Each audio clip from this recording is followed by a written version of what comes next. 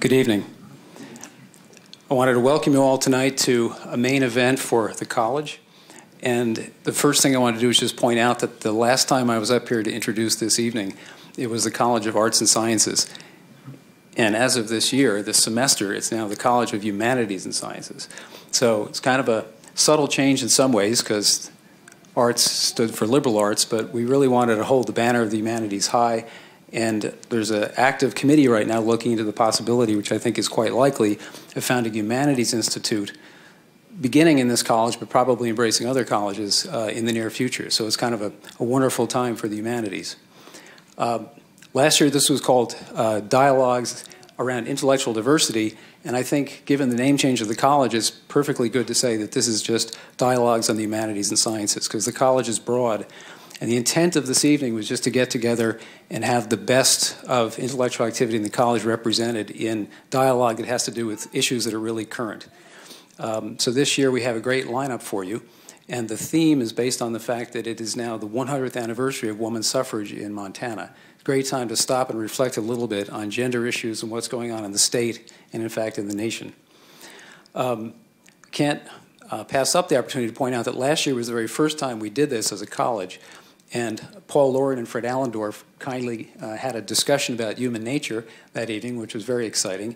And I thought I'd just mention that since Fred had a tragedy this spring and is currently recuperating, maybe we'd take a moment to just think about that and send some good wishes to Fred.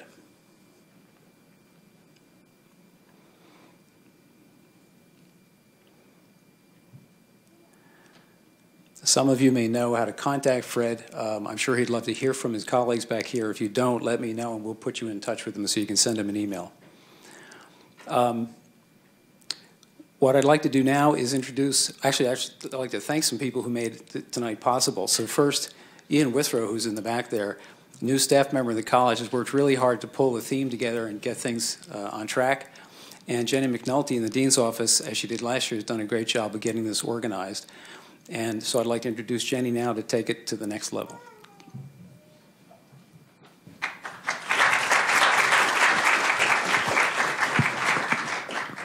Thanks, Chris. One of my favorite duties as Associate Dean is to chair the selection committee for the college's 2 teaching awards. I first want to thank those of you that have nominated your colleagues. As is the case this year and every year, we had a large number of very well-qualified applicants, and I'm always amazed to read the files and see what amazing things our faculty members are doing. So thank you. Our first award is the Helen and Winston Cox Educational Excellence Award. It's made annually to a faculty member for his or her superior contribution to teaching, advising, and mentoring. To recognize the contributions of our newer faculty, this award is given to a faculty member who has not yet received tenure. While this award is officially made during graduation, we can't pass up a moment to recognize the recipient. So I would like to acknowledge Dr. Kyle Volk from the Department of History. Congratulations, Kyle.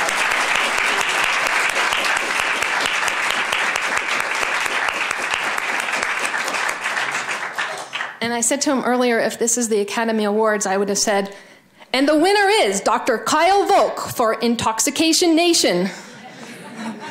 You'll have to ask him what that means. Tonight, we do award the college's Teaching Across the Curriculum Award. Nominations for this award are first reviewed by a screening committee and then sent on to the college's External Advisory Board, who gives and establishes the award each year.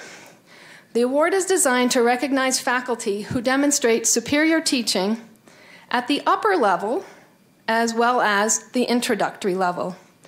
This year's recipient is Dr. Erick Greene from the Division of Biological Sciences.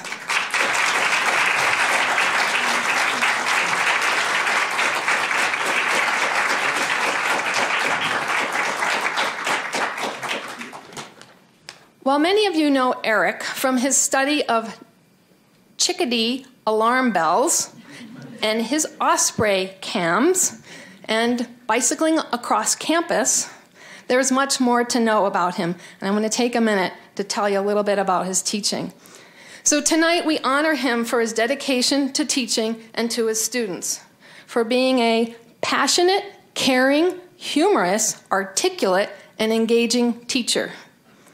At the upper division and graduate level, Erick teaches a variety of ecology courses, including a unique field course taught in the Peruvian rainforest. I'd like to go. Whether students are in Missoula or in Peru, they appreciate his visual explanations, demonstrations, and use of props to aid them in learning difficult concepts.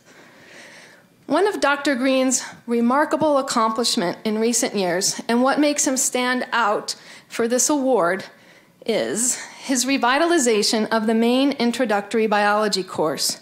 He incorporated a more hands-on approach to scientific discovery, and in doing so, he invigorated the course, making it more interesting and engaging.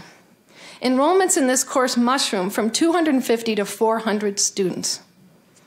His colleagues remarked that this is not the only measure of success. The overall preparation of students in subsequent courses, as well as their ability to engage, has also increased. His students remark that this course gave them a strong foundation, but what they remember most about the course was that it was fun. Erick not only taught them the mechanics of science, but also the joy of it. Congratulations.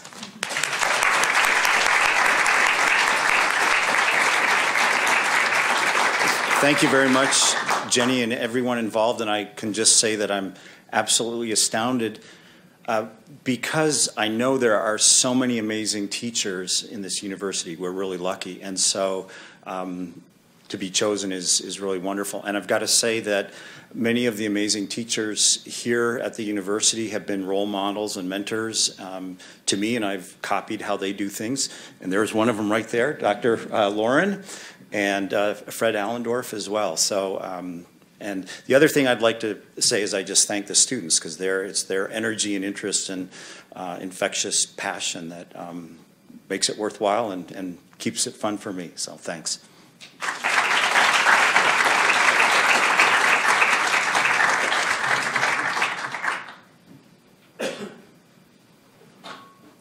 Well, now it's a real pleasure for me to introduce the moderator for tonight's discussion.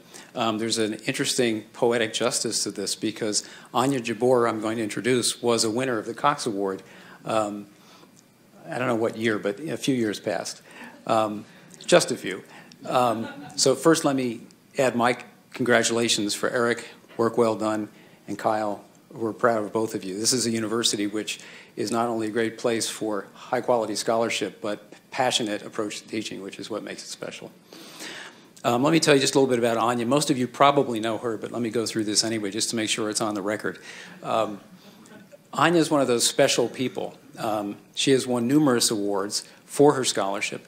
She's a well-published author, literally a handful, meaning at least 5, maybe more at this point, major books with academic presses that have been very, very well received. She is a professor in the Department of History. She is co-director of the Women's and Gender Studies program. In 2013, she was designated the UM Distinguished Scholar for the year. She's really one of our bright stars, and it's a great pleasure to acknowledge the fact that early discussions with her about topics that were very timely led to this very choice of a venue and the topic tonight. So let me turn it over to her, and she will get the proceedings going. Anya?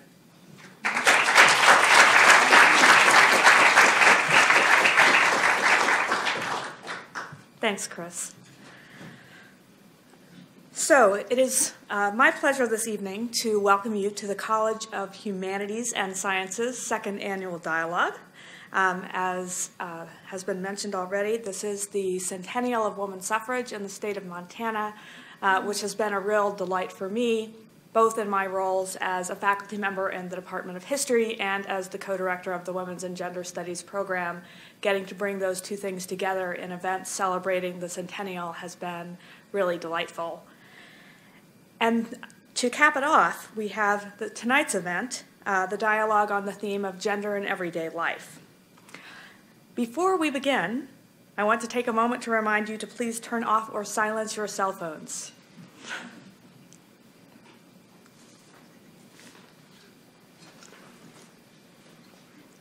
Thank you.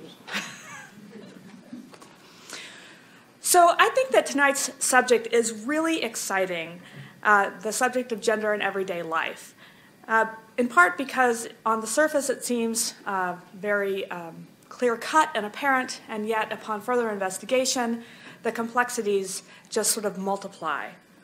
We often refer to the sex-gender distinction by associating sex with biology and gender with society.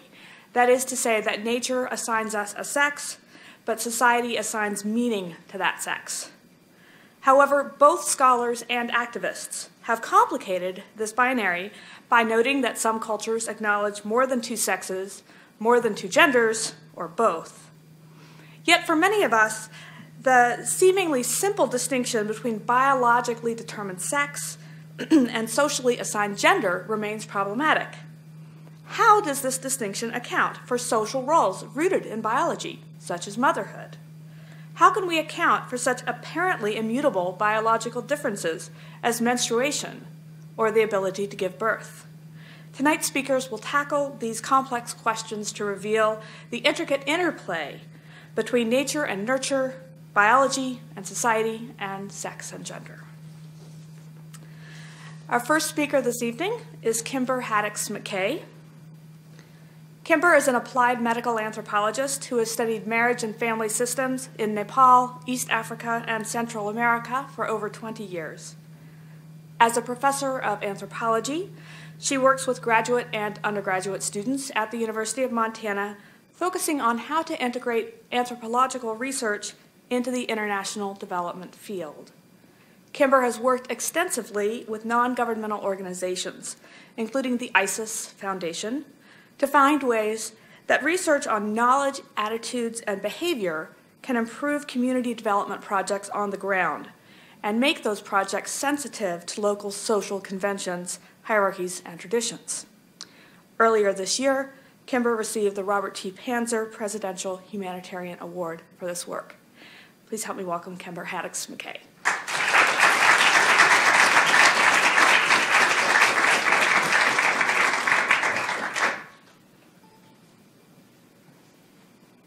Okay, thank you, Anya, and thank you, everyone, for coming out tonight. I know it's a busy time of the semester. So as Anya suggested, Sara and I are going to talk to you tonight about the topic of gender. Specifically, our research on the topic of motherhood within the broader arena of gender. We each came at this topic from very different personal and disciplinary perspectives, and discovered recently that we shared many conclusions. I'm going to talk to you about a path to the entry into childbearing and motherhood that you may never have considered. And I'd like to start by asking you, students in particular, if you know who this is. Who is this lady, and what does she signify to you? Rosie the Riveter, right? This is Rosie the Riveter. And what does she signify to you? Anybody want to jump in? I'm sorry? She can do a man's job. She can do a man's job, yeah. Women getting into the workforce during World War II? Mm-hmm, absolutely. Anybody else? Wonderful. To me, she stands for messages about how women can do things that men can do. That traditional boundaries between gendered activities in our culture can be, and particularly since the 1940s, have been blurred. I work in two cultures where gender boundaries are not blurred, and I'm going to talk to you about them tonight. So I will be taking you to my field site in East Africa, where I've worked since 1999 in the country of Uganda, and also over to South Asia in Nepal, where I've worked since 1995. My area is international development, where as a medical anthropologist, I focus on maternal child health outcomes and how solid anthropological research on at the household level can make projects better, smarter, more targeted, and more sensitive to local ideas about how people should behave. One thing that has consistently perplexed and frustrated people working in international development is the dropout rate of female students. Keeping girls in school and increasing literacy in women has been shown time and again to be associated with lower maternal mortality, lower infant mortality, and lower childhood mortality, as well as better health outcomes across the life course and better scores on virtually every indicator of development and a measurement of quality of life in nearly every society on Earth. In other words, keeping girls in school is extremely important. It makes basically everything better. Traditionally, a high dropout rate for female students has been thought to be the result of gender roles being sharply bounded. In other words, women work the fields, women care for children, and women's primary value is for manual labor and the production and maintenance of families. Boys and men, by contrast, need education in order to enter into wage labor in the market economy. Not so for girls and women, and that's the conventional wisdom. By and large, that holds truth, and it's definitely part of the picture, but it oversimplifies the reality. What research has shown us is that there is another extremely important factor that's often left unmentioned, and it is right at the intersection of the social and biological realities of gender and sex. Conventionally, as Anya said, we think of gender as a social construct and sex as a biological one. But there are some very biological realities that are strictly female. Those are menstruation, pregnancy, and lactation. The social, or another word would be shared, understanding of one of those realities, namely menstruation, is one area that my students and I are currently investigating. The fact of menstruation is biological, but the way that people think about it is a social construction. It's very gendered, and it's the subject of my presentation tonight. The issues and challenges associated with the management of menstruation and the way that boys and men treat menstruating girls are now understood to be some of the most important factors driving girls out of school. And I'd like to talk about why this is so and some solutions that local people have posed to address this problem in the two places that I described before. So this collection of photographs shows in a little bit more detail what's happening on the ground in my research site in Uganda.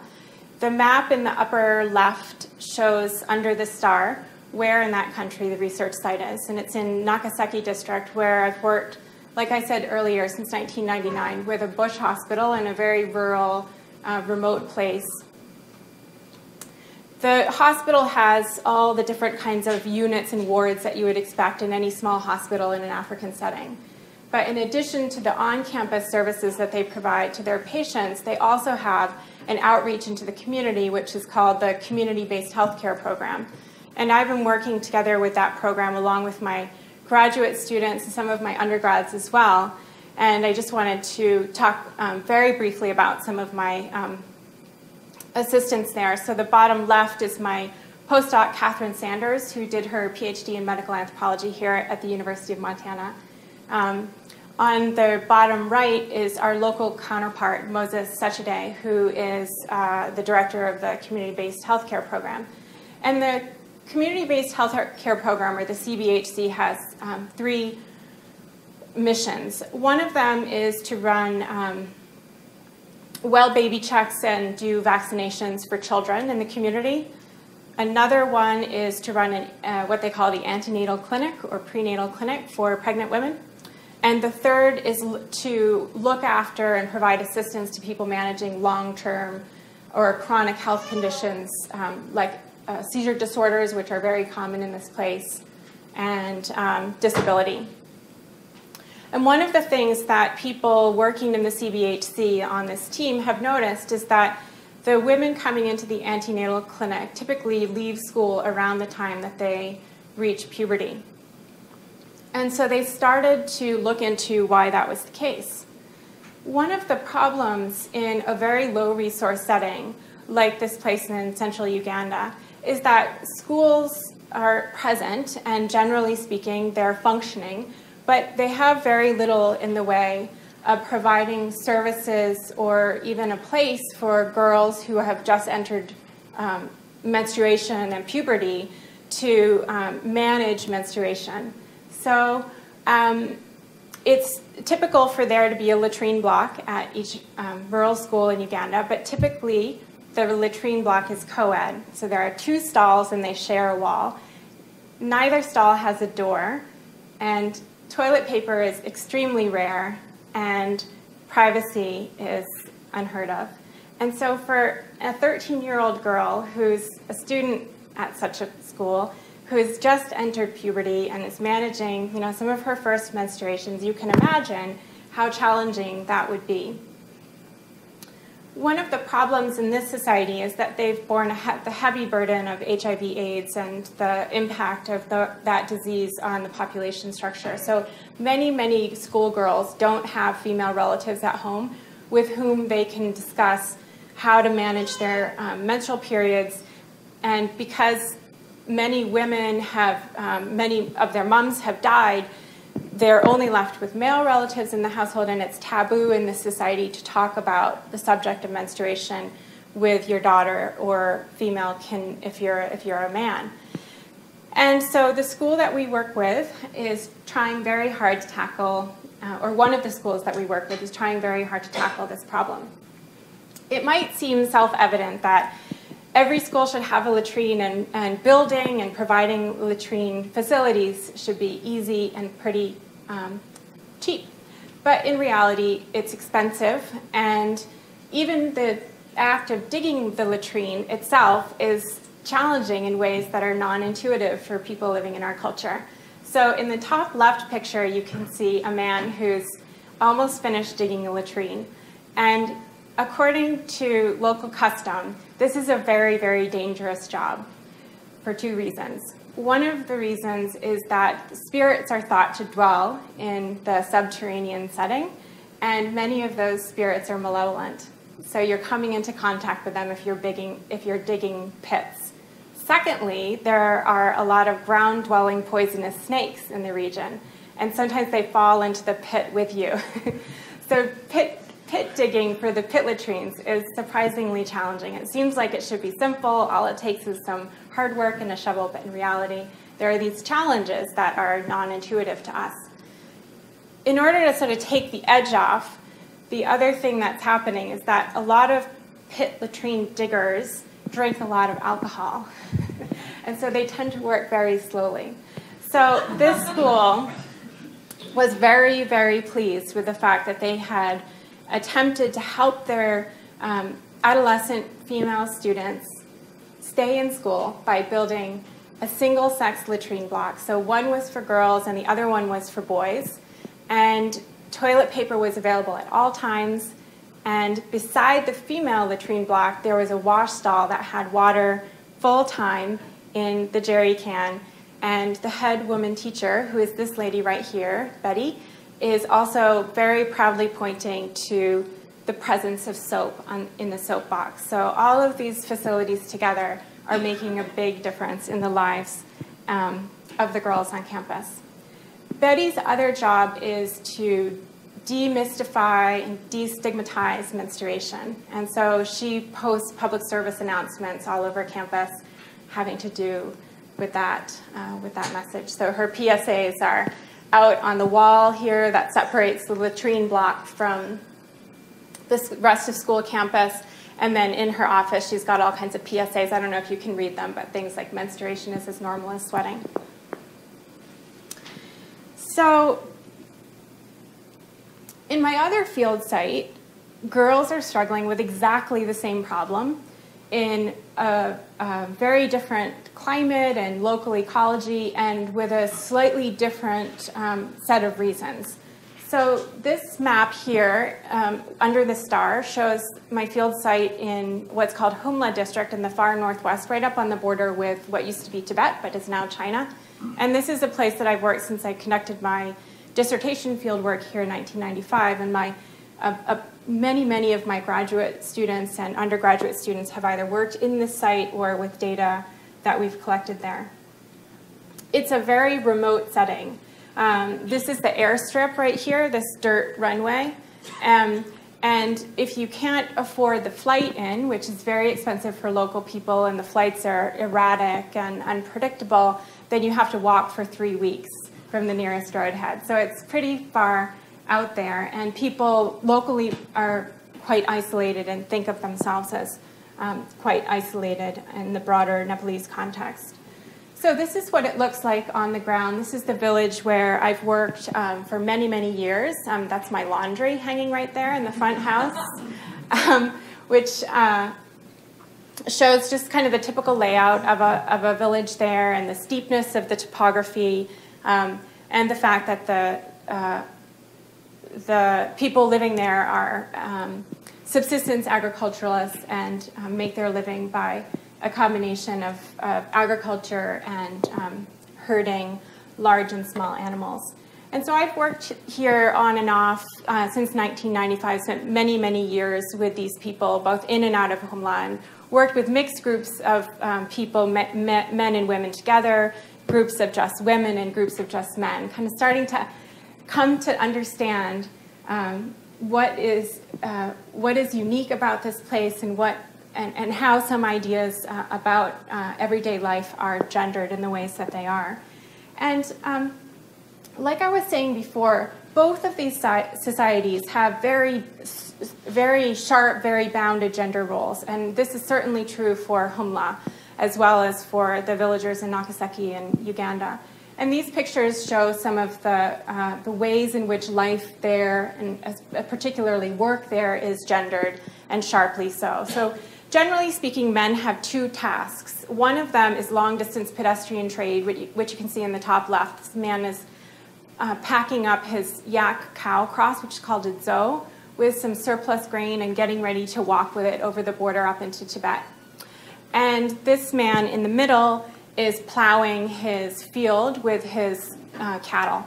And like any other agricultural society on earth, Humlis only permit men to plow, and women never engage in plowing.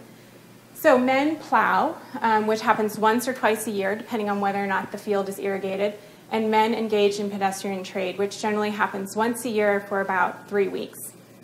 Very gendered, very sharply so. So men take care of those two things, and women do pretty much everything else. They collect, firewood and fodder. These girls are collecting firewood here, and this is the runway in the background that I showed you in the last picture. Women take care of agricultural tasks, both in the field and in the post-harvest processing, and women do all of the cooking.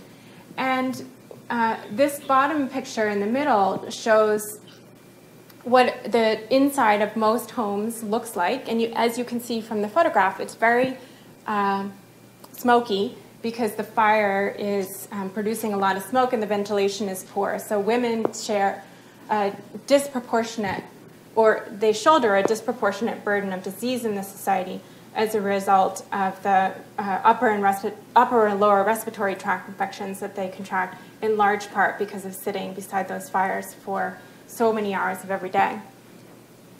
Now, in this society, in addition to the teasing and sort of stigmatizing that boys and men will sometimes do in the Ugandan setting, the same thing happens here, except for on top of that, there is a sort of extra amount of teasing and stigmatizing, which is rooted in the reality that this society, like many other South Asian societies, associates notions of purity and pollution with men and women.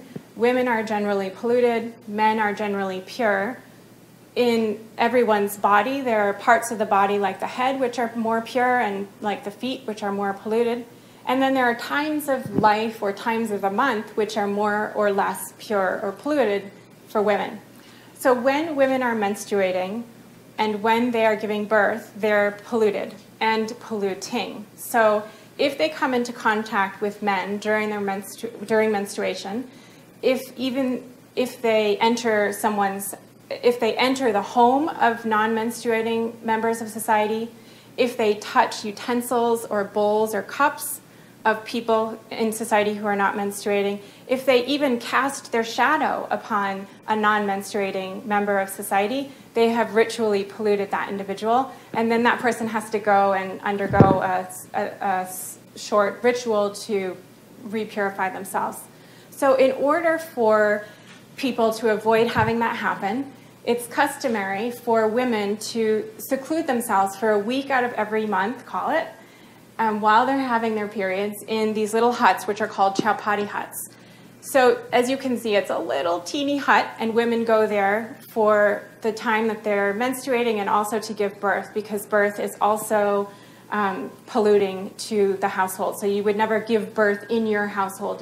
Women here always give birth either in the chowpatty hut or in the cow shed. And don't get me started about the health problems associated with that.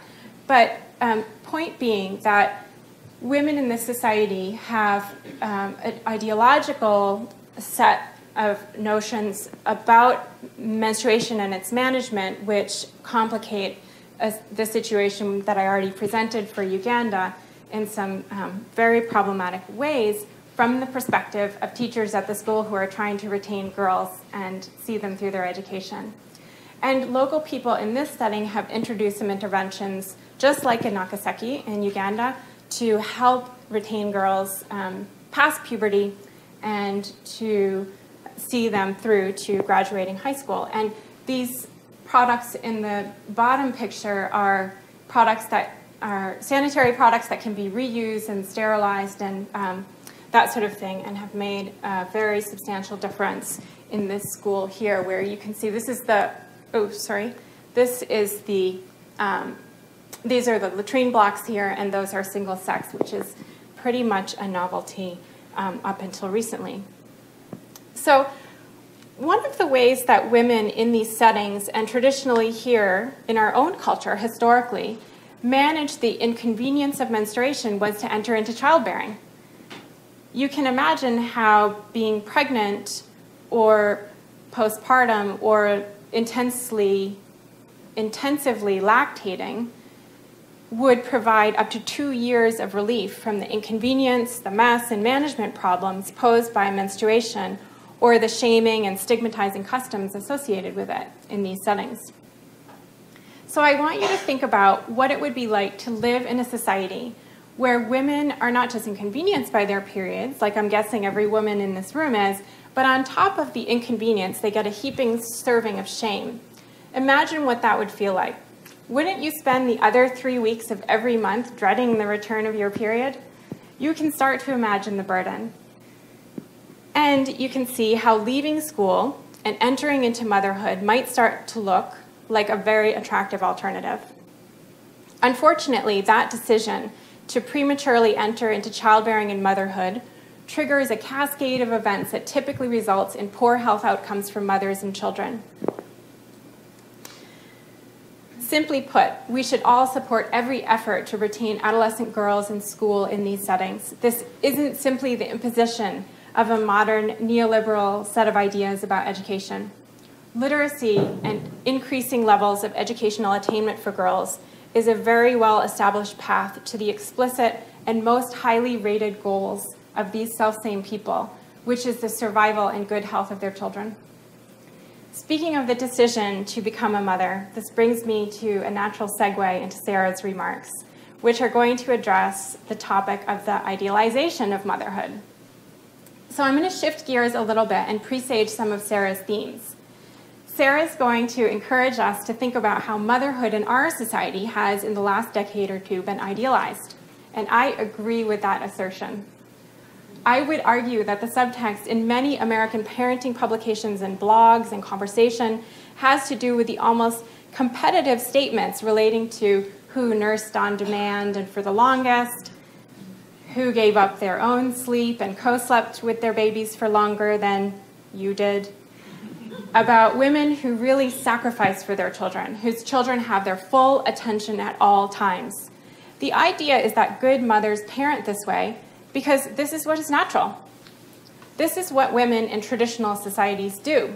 This is how humans are supposed to be, and are, in places where they don't have access to children-ruining devices like bottles, baby formula, baby swings, and other evils. Now, I am a strong advocate for the idea that many different kinds of mothering, in fact, can work very well. I'm a mom, and I know there are a lot of good ways to mother. What I object to is this thinking that is based on an imagined other in some naturalistic and typically non-Western setting, where the idealized mother is imagined to interact with her children 24/7 in a very specific way, which, if not followed, will result in your children being ruined and condemned to a life of therapy, which they won't be able to afford because they will be working at Taco Bell. Having lived and worked in many traditional Asian and African societies where mothers are imagined to mother naturally in this way, I take issue with these ideas, which I think are based on a reality that never was. Behind me are some images of dads, uncles, and great uncles with their children, which is very common in my research sites, to remind us that from an anthropological perspective, there really is no one traditional way that modern American mothers should aspire to. In fact, the man and his child in the bottom right of this picture here is a man from the Akha people in Central Africa, which were recently voted the best fathers in the world, based on the reality, based on studies a colleague of mine, Barry Hewlett, conducted, that of all of the time that babies in this society spent being held, 47% of that is by their dads.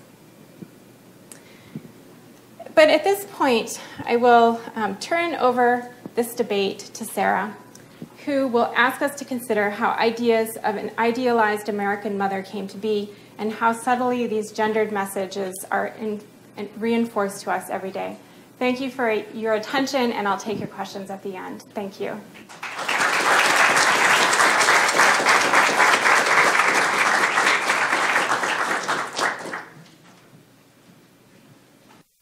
Thank you so much, Kimber. That's actually the first time I've seen that very last slide. It was awesome. So our second speaker is Sara Hayden. Sara is professor of communication studies here at the University of Montana, where her research focuses on the rhetoric of women's health, sexuality, and maternity. She has been published in numerous scholarly journals and has received honors for her published work, including the Western States Communication Association's Outstanding Journal Article Award. In addition, her co-edited book, Contemplating Maternity in an Era of Choice, Explorations into Discourses of Reproduction, received the Outstanding Edited Book Award from the Organization for the Study of Communication, Language, and Gender. Sara also has received the University of Montana's Distinguished Teaching Award. Please join me in welcoming Sara.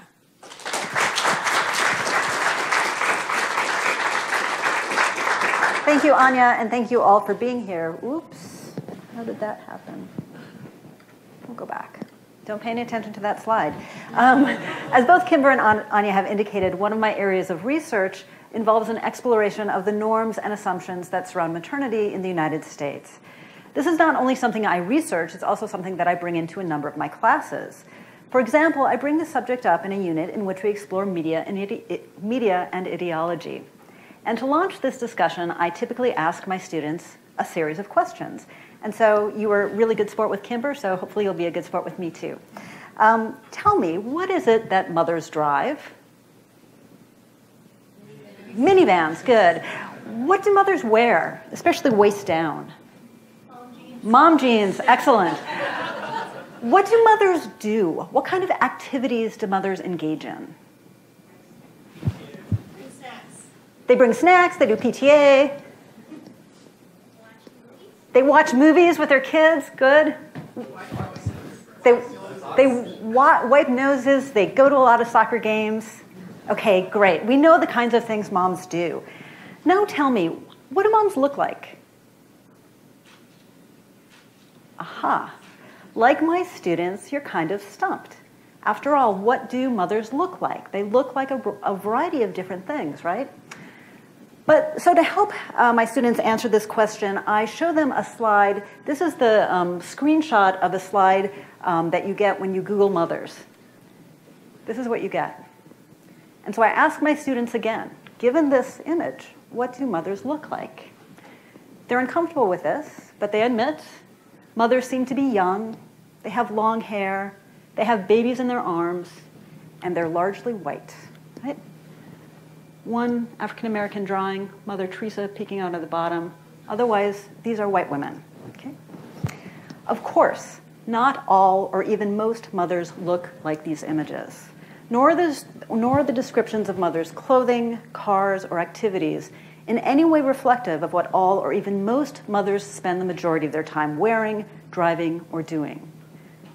Why is it then that my students and you were so easily able to answer most of my questions? Why is it that a Google search of images of mothers looks like it does? Obviously, I think one of the answers, given that I talk about this in a unit on media and ideology, is that this is a story the media and other institutions tell us, and it's a story that we incorporate in various ways into our lives.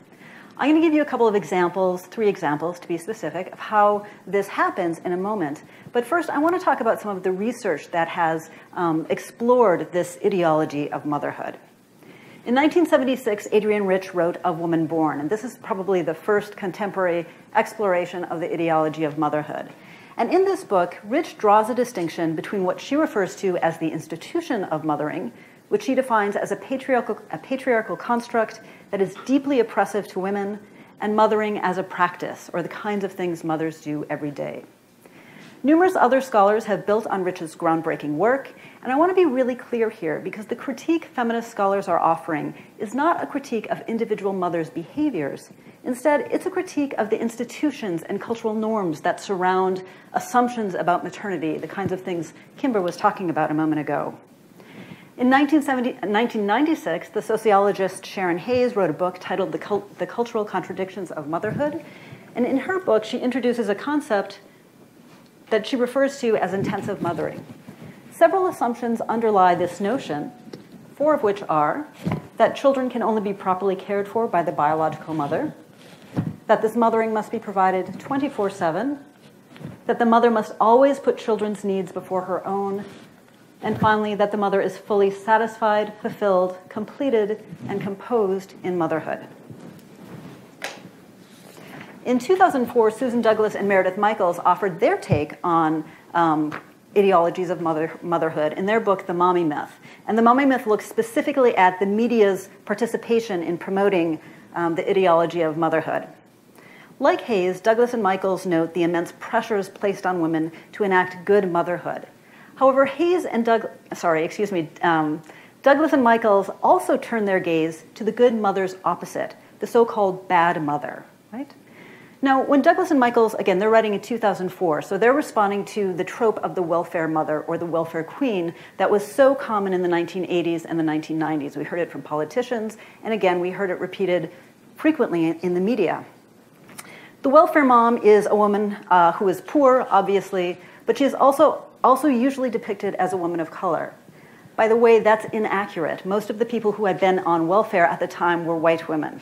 But nonetheless, the image that we see in the media is a woman of color.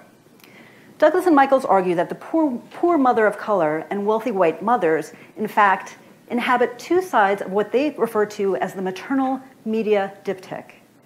Poor women of color serve as representative anecdotes, as maternal delinquents. As depicted in the media, their poverty, as well as their race, preclude them from meeting the demands of intensive mothering. And so, as was suggested by that Google screen of images of mothers, what Douglas and Michaels point out is that the mommy myth is both raced and classed.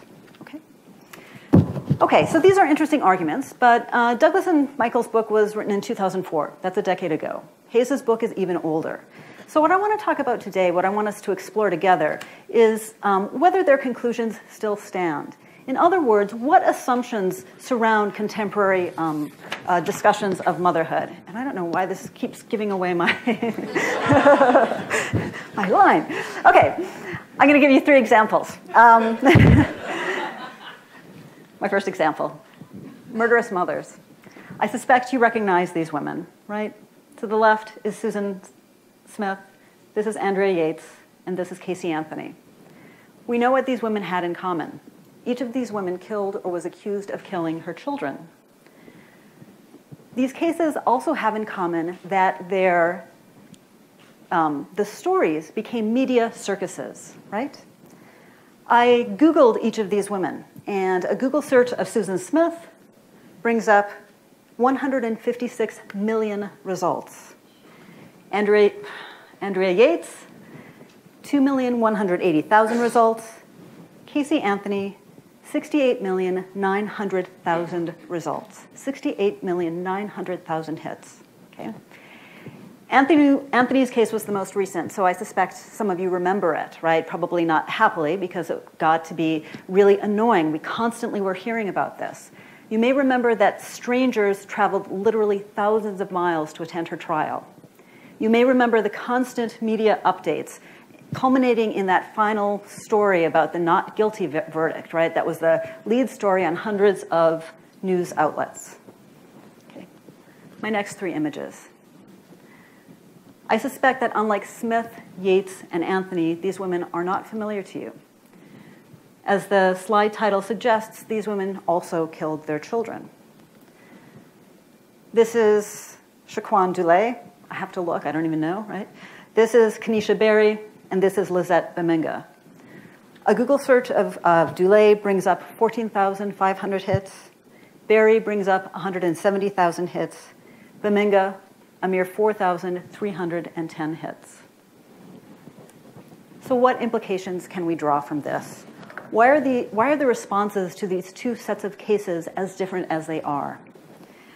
Obviously, I'm suggesting that race and class still matter when it comes to contemporary motherhood. We continue to value white children more than we value children of color. You might be wondering, though, if women of color are considered the maternal delinquents, then why wasn't there more coverage of the outrageous acts of women of color? I would suggest to you it's because we're not surprised. Given the way the media frames motherhood, race, and class, we continue to be shocked when white mothers commit the ultimate crime, but we are less taken aback when women of color engage in similar behaviors, suggesting that we continue to think of women of color as bad mothers. Okay, my next example is far less horrific, and it's also closer to home. I'm going to talk to you about a case. This is the case of Bridget Cavane. Cavane is a professor at Montana State University, and in 2007, she was charged with child endangerment.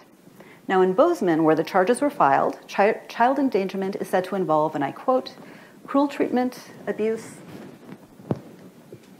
It's on a timer and I didn't mean it to be.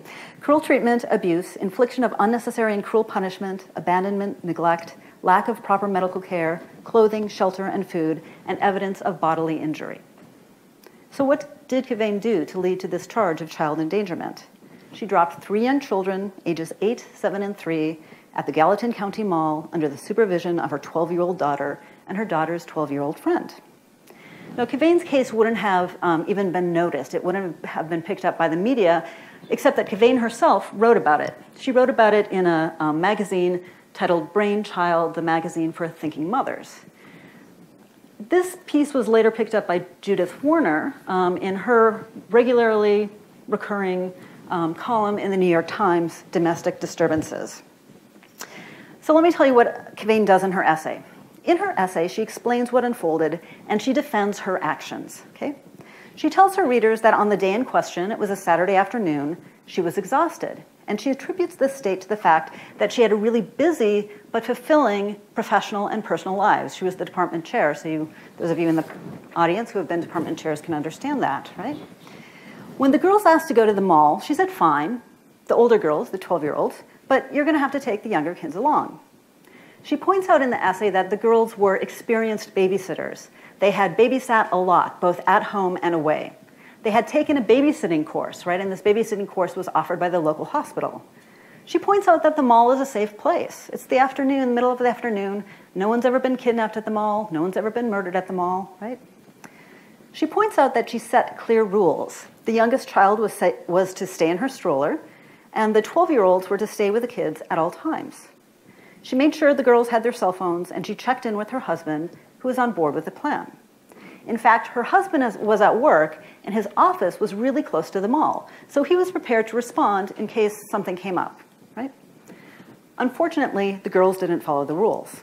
At one point, they told the younger children to wait for them. They put them by a makeup counter in Macy's, and the girls went to try on some shirts. The girls claimed they were gone no longer than 5 minutes, but nonetheless, some clerks saw the girls, or saw the little kids sitting alone, and they called the mall security. Mall security, in turn, called the Bozeman police, and the Bozeman police called Kavain, told her she had to come down to the mall. Her husband had arrived home, so he was there. Her husband and Kavain go to the mall. They're worried that, maybe the kids had caused a ruckus or something. But when they got there, they saw the kids. They were smiling and happy. They were all together. They hadn't been allowed to call them, call their parents. But, Kavain was relieved because everyone had smiles on their faces. That changed pretty quickly. The police told Kavain that what she had done was absolutely unacceptable, that they had already called child services, and that she needed to get a lawyer. There were a number of legal wranglings. I won't go into all of the detail. But ultimately, Kavain ended up accepting a deferred prosecution. She was placed on probation, and she was ordered to attend parenting classes.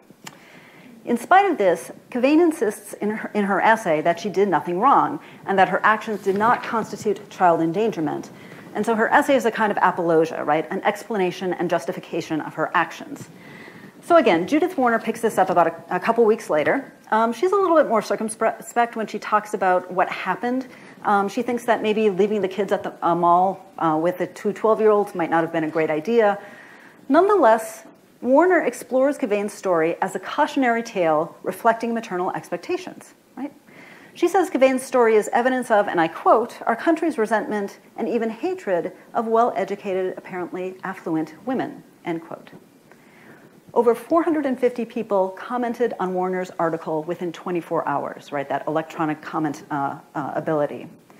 What was really interesting to me was that most of the people who commented, about 3/4 of the people who commented, strongly disagreed with Warner's assessment. The readers, the commentators, specifically charged Kavain with being lazy, stupid, and here's the word that shows up most, selfish, right? They're particularly upset that she went home to take a nap, right? They insist that by leaving the children at the mall, she put them in grave danger, and those are their terms. One person notes that Kavain was lucky that she only had to deal with the police and prosecutor and not the mortician and the morgue.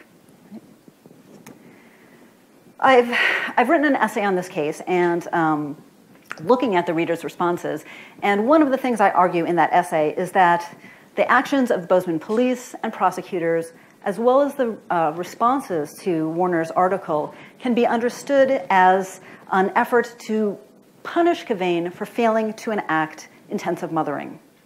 Again, according to intensive mothering, children can only be properly cared for by their biological mother, and this care must take place 24 hours a day, 7 days a week. Kavain put her kids in the care of her daughter. According to intensive mothering, mothers must find complete fulfillment and satisfaction in their maternal lives. Kavain, in her essay, talks about the fact that her professional work is fulfilling to her, but exhausting, and this is something that Warner echoes. According to intensive mothering, mothers must always put children's needs first. Kavain was tired, and she went home and took a nap. And so again, I think this case is evidence of a number of things, but certainly one thing it tells us is that intensive mothering continues to have a very strong hold in the contemporary United States. Okay, so for my third example, we're actually going to get out of this. For my third example, I want to start by showing you a video.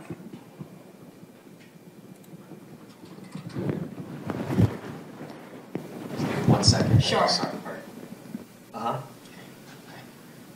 2 minutes. Thank you.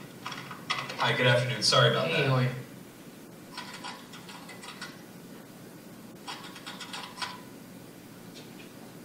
Hi, nice to meet you. Nice to meet you as well. Have you ever done one of these interviews over the camera before? No. Let me tell you a little bit about the job to get started with. It's not just a job, it's sort of probably the most important job. The title that we have going right now is Director of Operations, but it's really kind of so much more than that. Responsibilities and requirements are really quite extensive. First category for the requirements would be mobility. This job requires that you must be able to work standing up most or really all of the time, constantly on your feet, constantly bending over, constantly exerting yourself, a high level of stamina. Okay. That's a lot. For how many hours? 135 hours to unlimited hours a week. It's basically 24 hours a day, 7 days a week. I'm sure you'll have a chance from time to time to maybe just sit down here and there, yeah? You mean like a break? Yeah. No, there are no breaks. Is that even legal? Oh, yeah. So like no lunch? You can have lunch, but only when the associate is done eating their lunch. I think that's a little intense. No. That's crazy. Now, this position requires excellent negotiation and interpersonal skill. We're really looking for someone that might have a degree in medicine, in finance, and the culinary arts. You must be able to wear several hats. Associate needs constant attention. Sometimes they have to stay up with an associate throughout the night. Being able to work in a chaotic environment, if you had a life, we'd ask you to sort of give that life up. No vacation. Thanksgiving, Christmas, New Year's, and holidays, the workload is going to go up, and we demand that with a happy disposition. That's almost cruel. It's almost a very, very sick, twisted joke. But when there's time to sleep or... Oh, no time to sleep. Yeah, all-encompassing almost. That's exactly right. 365 days a year? Yes. No, that's inhumane. That's very insane. The meaningful connections that you make and the feeling that you get from really helping your associate are immeasurable. So let's cover the salary. The position is going to pay absolutely nothing. Excuse me? No. Nobody can do that for free. Yeah, pro bono. Completely for free. No! What if I told you there's someone that actually currently holds this position right now? Billions of people, actually. Who? Moms. Yeah. Yeah, moms. That's awesome. Oh! And they meet every requirement, don't they? Oh my god. Moms are the best! Yeah, there's no pay, they're 24 hours, they're always there. Now I'm thinking about my mom. Yeah, what are you thinking about her? I'm thinking about all those nights and everything. Thank you so much for everything you do. I know it doesn't seem like I appreciate all of it, but I definitely do. So, Mom, I want to say thank you for everything that you've done. I love you very much. You've been there through thick and thin. My mom is just awesome. She's awesome.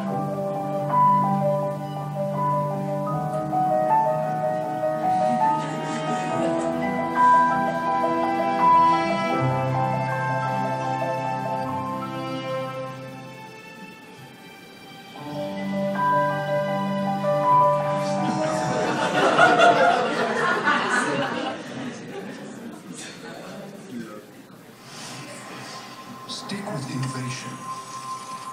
Stick with power. Stick with technology. Get the FlexCare Platinum. Okay. That video started circulating. Oops. That video started circulating about a week ago. I first saw it on Facebook. A lot of my friends were sharing it, and they were really touched by it, right? Talking about how they were really moved. As I said, I often bring. It's not the only thing I talk about in my classes, I promise, but I often talk about these sorts of things in my classes, and so last week we happened to be talking about ideology and motherhood, and so I showed this clip, and it literally brought one of my students to tears, right? She's a mother. And so the first thing I want to note is that this stuff moves us. It hits us where our hearts are. The relationship between mothers and their children is potentially deeply profound.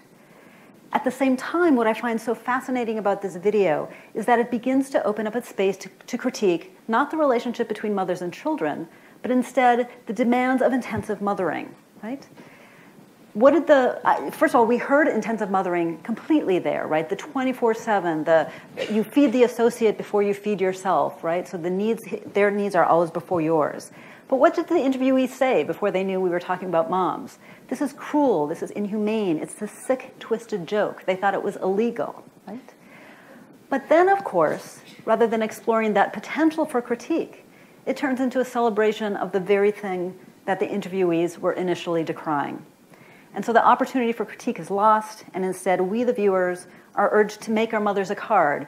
And that's not the construction paper and crayon card that we made in grade school. Instead, we can go onto American Greetings site and you custom make a card for a nice little fee. So what conclusions can we draw from all of this? Our charge today was to explore how gender affects us in everyday life. Intensive mothering is an ideology, and like all ideologies, it's constantly being rewritten, reshaped, reformed. And yet I would suggest that the 3 examples I offered you indicate to us that the core principles of intensive mothering are alive and well. I think there are really important implications to this. Our attitudes about mothers, shaped by the media and other institutions, affect everything from small daily interactions to major life decisions to institutional policies. Intensive mothering is at work when we're deciding whether or not we'll have children, and whether or not we'll take a career break when the baby comes, and who takes that break, right? Intensive mothering is at work when we suggest that a father is babysitting his children. Intensive mothering is at play when institutions consider whether and how to provide family leave, and whether or not employees take it. One of the statistics that is out there is that men in particular are quite hesitant to take family leave when children are born. Indeed, I would suggest to you that assumptions about mothers and fathers and caretaking in general undergird some of the most important and impactful ways that gender affects our daily lives. Thank you.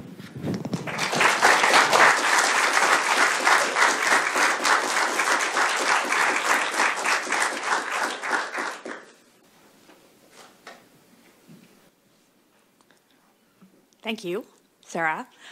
So we now have a bit over half an hour, actually, to talk about these thought-provoking ideas that our speakers have laid out before us, and to make it easier for you all to engage them in conversation, we actually have 2 of these microphones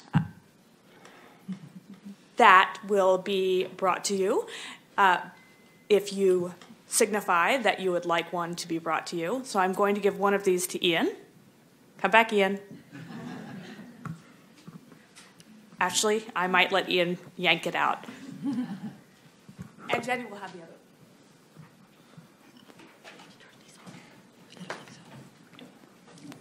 Kendra? You ready? Okay. I'd like to know, do the mothers in Uganda and Nepal look forward to menopause and feel they're emancipated and celebrate? Yeah, do they live that long? Many do.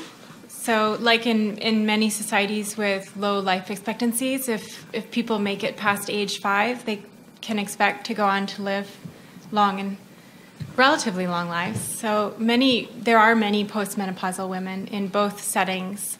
Fewer in Uganda because of HIV/AIDS.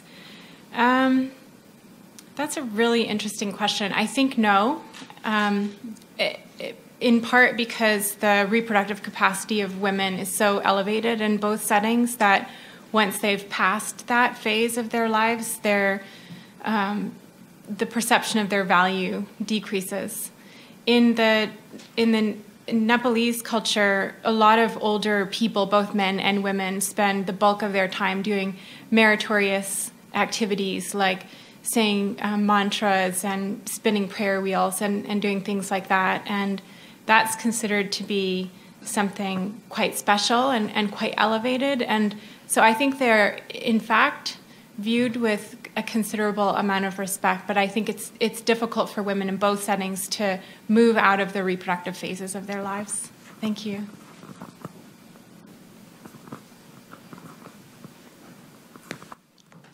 Sara, oh, this is so strange to talk into a microphone. Sara, what's the media's stake in reinforcing these ideals of intensive motherhood, and who is the media in this case or these cases that you're looking at?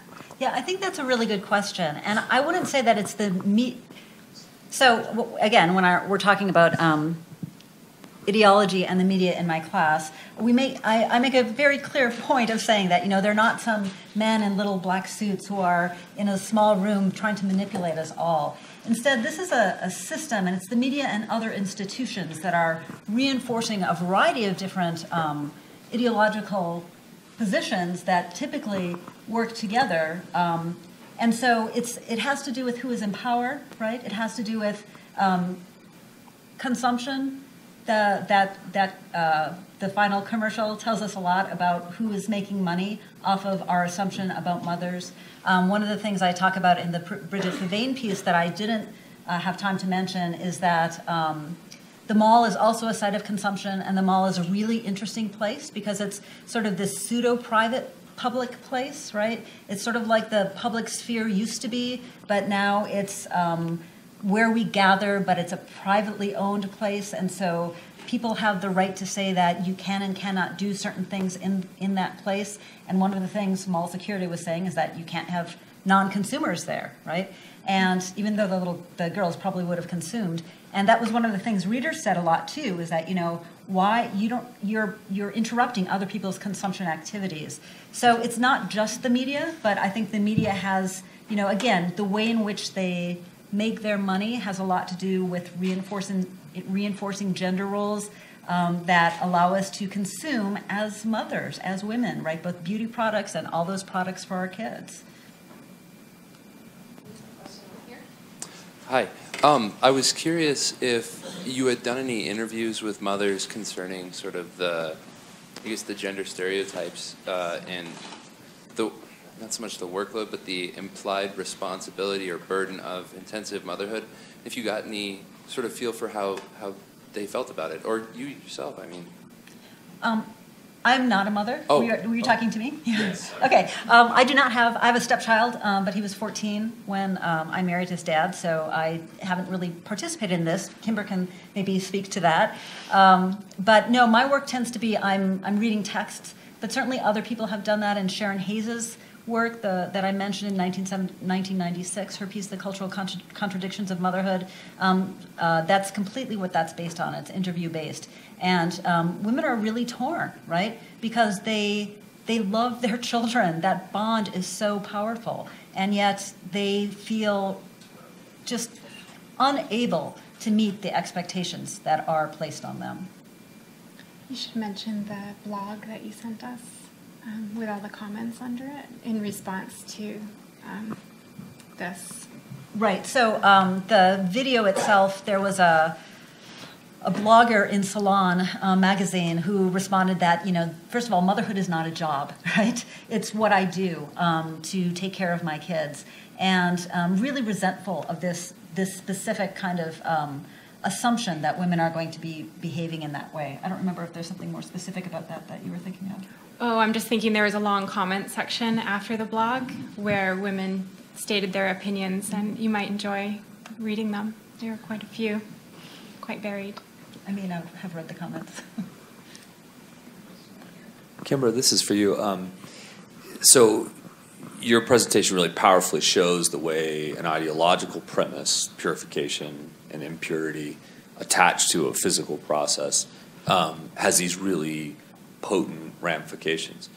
What about the reverse? And I'm to ask the question, I'm going to gloss it a little bit.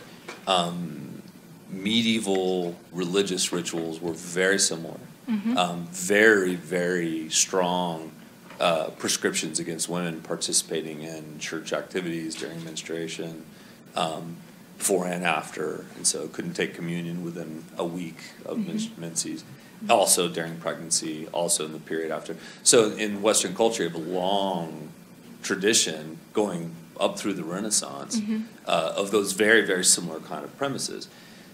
I'm not a scholar of menstruation, so I couldn't tell you what the after history is, but those rituals start to peter out in the 16th and 17th century, and that whole belief system gets replaced. Puritanism has some role in that. Protestantism, some role is socioeconomic, and some role is medical. So that's a long gloss. In Western cultural tradition, you have this history. So in these communities where you work, is there some sense that maybe the reverse effect will happen, that by demystifying menstruation, you also are going to end up demystifying a belief system or an ideology. I mean, in other words, how far up the chain would we expect that kind of demystification to go?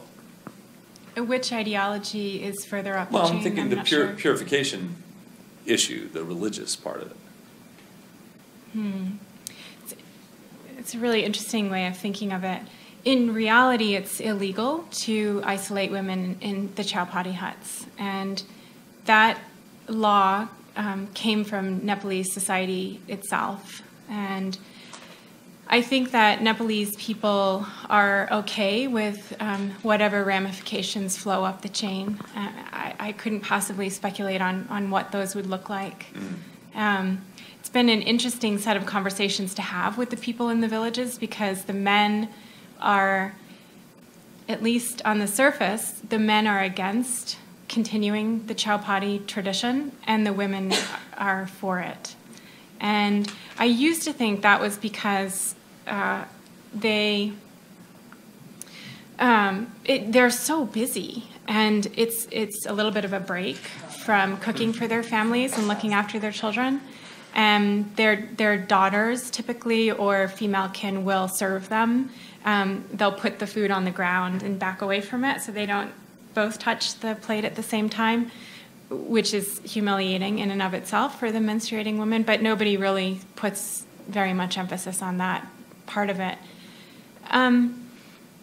But I think that, in addition to that, it's also, it's difficult for women without any sanitary products whatsoever to manage menstruation, and this is a private place where they can go and allow that week of the month to pass by. And so I suppose those could be some reasons why women want the tradition to continue.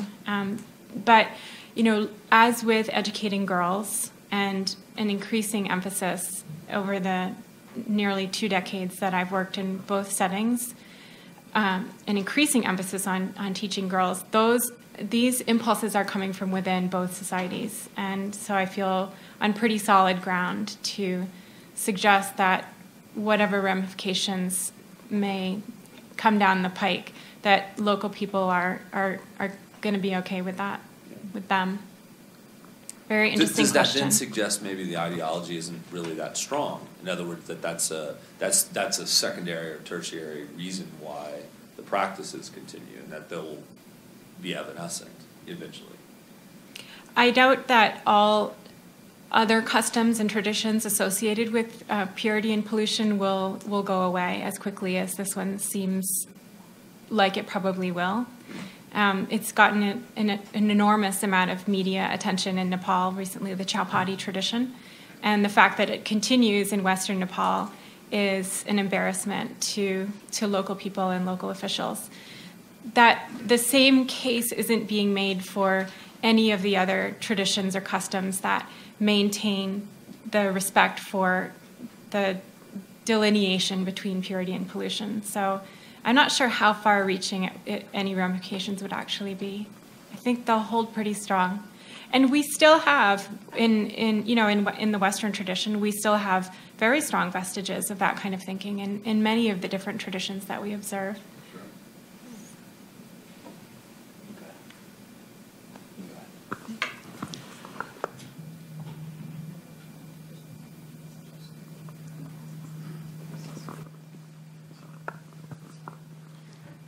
Going back to the Bozeman incident, how might that story have played out differently if it had been a father who had sent the kids to the mall? My thinking is probably expectations would have been lower. Well, and it's really interesting because the father agreed with the plan. The father was basically participating in the plan, and yet he's not considered culpable at all. So I agree. And, it's so fascinating, too, that this occurred in Bozeman, Montana, where, of course, the comments that I was looking at are comments from the New York Times. But still, in Bozeman, 13-year-olds are driving tractors, right? And so what is it about going to the mall that's so dangerous? Yeah. But I think that's a good point. I think it would have been different if it had been a father.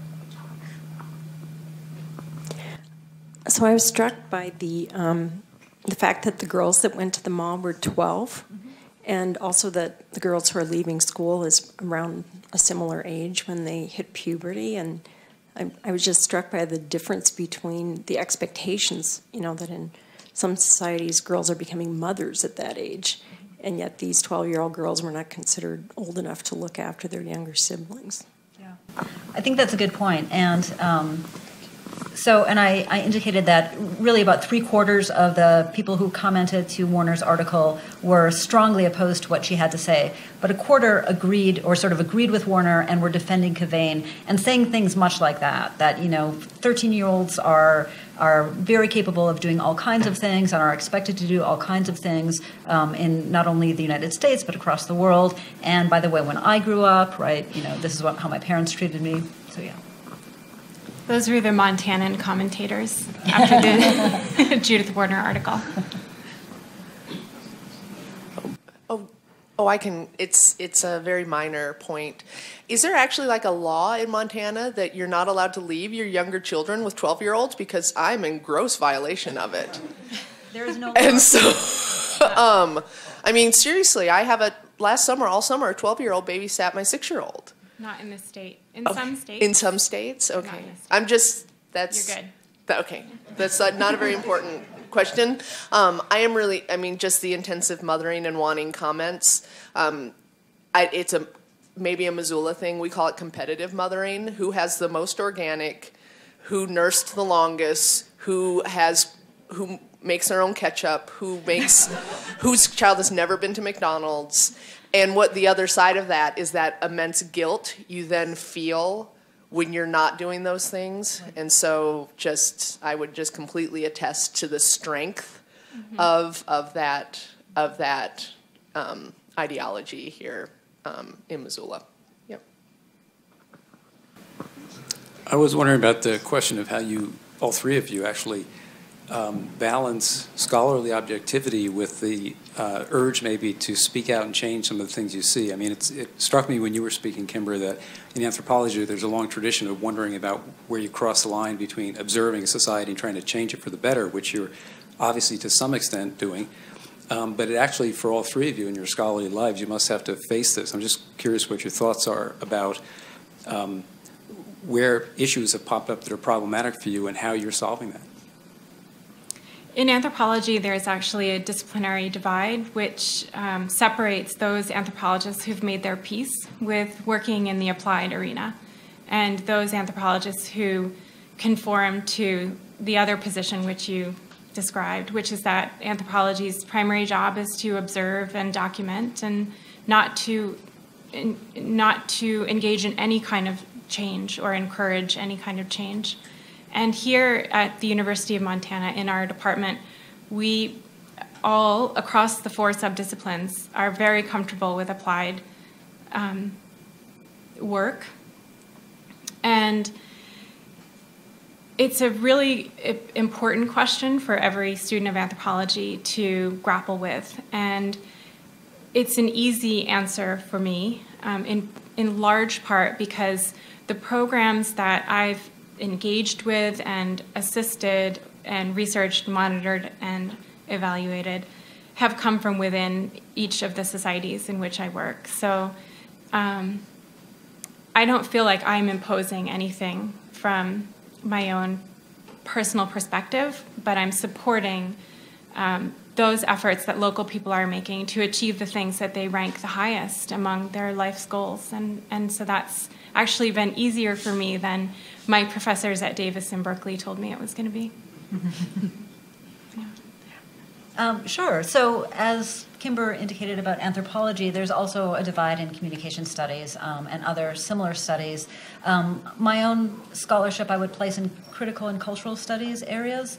And the underlying argument here is that all scholarship has ideological assumptions underlying it, right? All scholarship is invested in systems of power. And so our perspective is that we want to understand those power systems and how they underlie our scholarship, recognize them, be self-reflexive. Certainly I have interests, obviously, here, but I'm a feminist scholar, and I think that we do a pretty good job sort of trying to take into account as many other kinds of ways of thinking that we can, right? Other opinions that we can, other arguments that we can, ultimately understanding that all scholarship is political. Yeah, just to follow up on that, Peter Novick wrote a book called That Noble Dream, which was about historians' aspirations to objectivity, a failed venture that he described as like nailing jelly to a wall.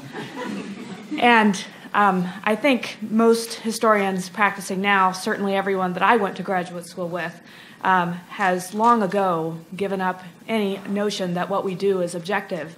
And we recognize that our scholarly interests and our interpretations of the past change based on our own interests.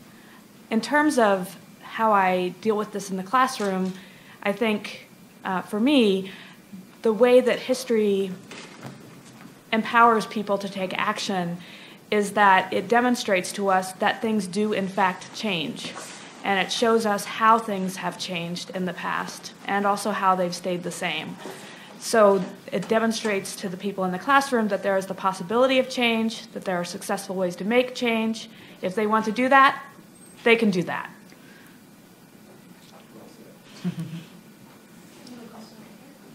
Okay, I just want to say thank you, first of all. This has been really interesting, and I'm glad that I've had the opportunity to listen to you guys speak about your research. I have a question for Kimber. In regards to your research in Nepal, where there is those categorizations of purity and the pollution, I'm wondering if the pollution, does that expand to all sexual aspects? So does the woman, and when like actual intercourse is occurring between a couple or whatever, is that still considered a polluting activity? Surprisingly, no. Hold that thought. Any sort of fluid associated with menstruation or pregnancy, yes, absolutely polluting and should be restricted to the cowshed or the chowpatty hut. Sex, though, is okay. And one of the dangers of the chowpatty huts that's been in the Nepalese news lately has to do with the fact that lots of men overlook the polluting nature of women who are menstruating and rape them in the chowpatty huts. So it's fungible.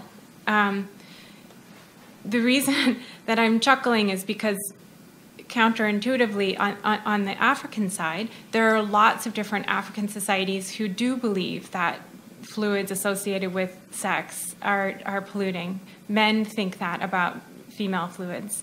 And so women take measures to dry out any sort of vaginal secretions in preparation for sex. And unfortunately, in a place with bloodborne diseases, like so many sub-Saharan African societies deal with, that's a bad combination. Yeah, but they don't have that belief in Nepal. So go figure. Yeah, thank you for that question. Any other questions?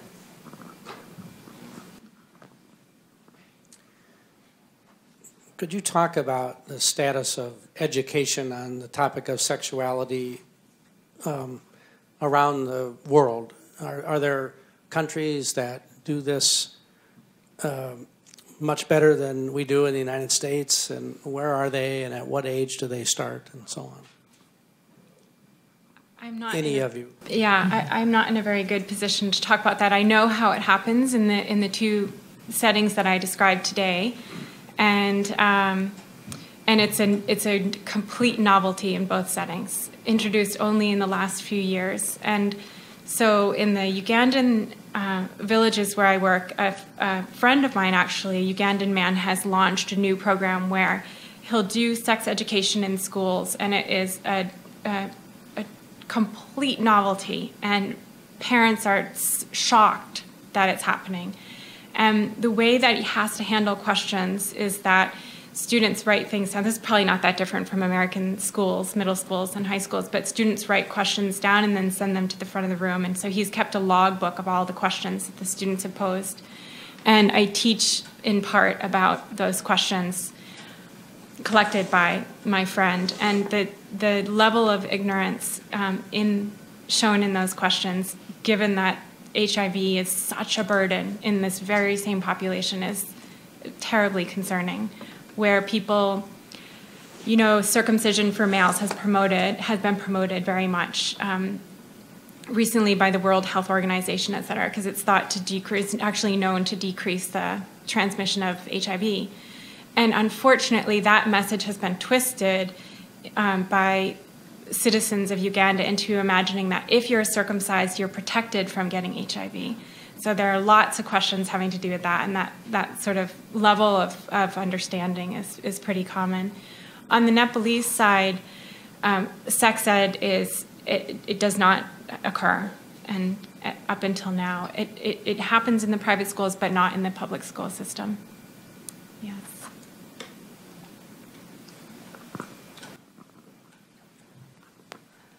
Hi, let me get back to the image, Kimber, you started out with Rosie, as marking a threshold in the role women played in or outside the labor force. And then let me follow up with Sara, the model of the intensive mothering, which is definitely an unattainable model in a society where labor force participation of women is high. And what do we know about this model, or the corollary of the intensive mothering model in a post-World War II society compared to a pre-World War II society where the labor force participation was so much lower? That's actually a really good question, and maybe Anya can speak more to the pre-World War II. But I do know, oftentimes people think that intensive mothering started post-World War II, with Leave It to Beaver, June Cleaver. In fact, what motherhood scholars will argue is that when in the direct post-World War II period, we had what they refer to as custodial mothering or flower pot mothering, where mothers were, sort of the white upper middle class mother anyways, was assumed to spend a lot of time caring for her kids, but she was just there. She didn't have to be deeply involved with the children. And it was with second wave feminisms in the 70s that intensive mothering really begins to take hold. And what some motherhood scholars will argue is because as women started to make demands about going into the professions, they felt so much pressure to do mothering right. And they had to be overperformers in the professions, and so they also felt the need to be overperformers in mothering. And so you might remember the Charlie commercial, right? I can't remember the lyrics, but something about, I can bring home the bacon and fry it up in a pan and never, never let you forget you're a man, right? This idea that we're going to do everything beautifully, yeah. I mean, you might be able to speak, you will be able to speak to post-World War II. Pre? Pre, yeah. Well, there are a lot of examples I could choose from before World War II. But I guess I would say that, from my perspective, I see a link between periods of time in which women's roles are changing and periods of time where there is increased attention to women's reproductive capacities and proper types of mothering. So, for example, at the turn of the century, from the 19th to the 20th century, so like from the 1880s to 1910 or so, was an era in which women were attending college in very large numbers for the very first time in this country. And at that exact same time, there was a discovery of childhood by male scientists and psychologists, and simultaneously a scientific theory that attending college would damage women's reproductive potential and make it difficult for them to become pregnant, to bear healthy children, or to rear healthy children. And just as the intensive mothering that Sara was talking about is very much classed and raced, so was this notion, because the idea was a concern that it was the white, Anglo-Saxon, Protestant, native-born, well-to-do women who were going to college who were damaging their reproductive systems and committing race suicide, while less privileged women, African-American women, immigrant women, Catholic women, Jewish women, were continuing to bear children at traditionally high rates. So it happens sort of cyclically. Any other questions?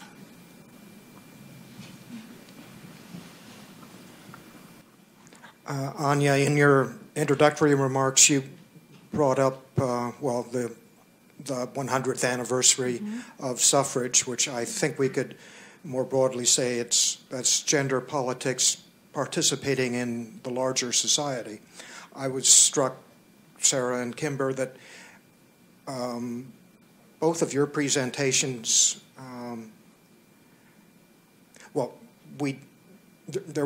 there wasn't any larger society or participation in larger society. Intensive motherhood as an ideology seems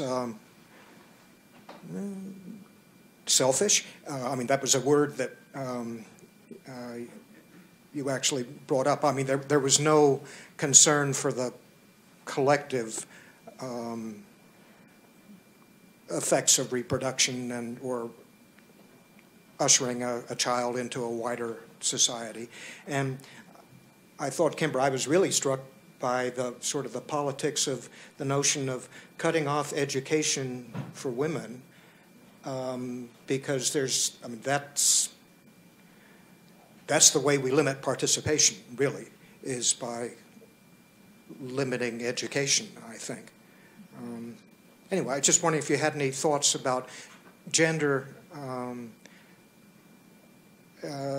more in the sense of participating in a larger society. Or another way of saying it is, are politics male? And are we limiting those notions? So one of the justifications many women used to start participating in politics in the United States in the 19th, and we still hear it today in the 21st century, is a motherhood claim, that we will do this for the sake of our children. And so very famously, right, Sarah Palin is ushering about the mama grizzlies, right, who are her Republican mothers who are going to take care of the nation. So I think we actually hear this trope being introduced frequently into, or sort of as a way to get women into the public sphere. But I think the flip side of that, what you're saying, that this intensive mothering is really sort of focused on your own family, is exactly right. And it's the corollary is that the assumption is that families are completely isolated in terms of taking care of their family needs. So families get no social support, and we have no responsibility to the larger community either. And I think that's absolutely right, and I think that becomes a problem, or sort of, I consider it problematic. On the Nepalese side, because they've just undergone 10 years of violent Maoist revolution, the villagers that I work with were subjected to quite a bit of propaganda. And interestingly, the propaganda went in exactly the opposite direction of what Sara is describing, where women were, the Maoists promised to free women or liberate women from the social support that they were stuck in, these webs that were actually imprisoning them in traditional gender-bounded ways, and that by participating in the Maoist revolution and the new society that was promised, there was a glorious new future for all Nepali people, but most especially women and children. Unfortunately, it's sort of meet the new boss, same as the old boss kind of a situation in Nepal right now. So those promises haven't really been delivered. I like your question. Thank you. Your question actually reminds me of a conversation we were having over dinner the other night about the shame, apparently, associated with the idea of zero population growth on some mommy blogs. Did you want to say more about that, Kimber? Because you're the one who talked about the bed. I went to an all-women's college. I went to Mount Holyoke College, and I was explaining to Sara and Anya that I have been, since I became a mother, I occasionally visited mommy chat rooms or mommy blogs online, and I've been stunned with this conversation, the topic of conversation that night, at how anti-feminist, how common anti-feminist talk is in that setting. Very explicitly anti-feminist. Feminism is a bad thing, feminists are idiots and have achieved nothing, and feminists this, that, and the other thing. And it seems to go lockstep together with vilifying anybody who suggests that they limited their own family size to 2 children or fewer in keeping with the principles of zero population growth. And I didn't know that anybody really took issue with that idea, partly because I was trained as a demographic anthropologist, I suppose. But until I started visiting these chat rooms and coming to understand how common that kind of talk is in at least that collection of individuals, I suppose it's no surprise that a collection of people hanging out online talking about mothering is pronatal. But it did still surprise me somewhat. Yeah. Well, it looks like it's about time to wrap up. We have some refreshments outside. Please join us. But now please join me for thanking our panelists.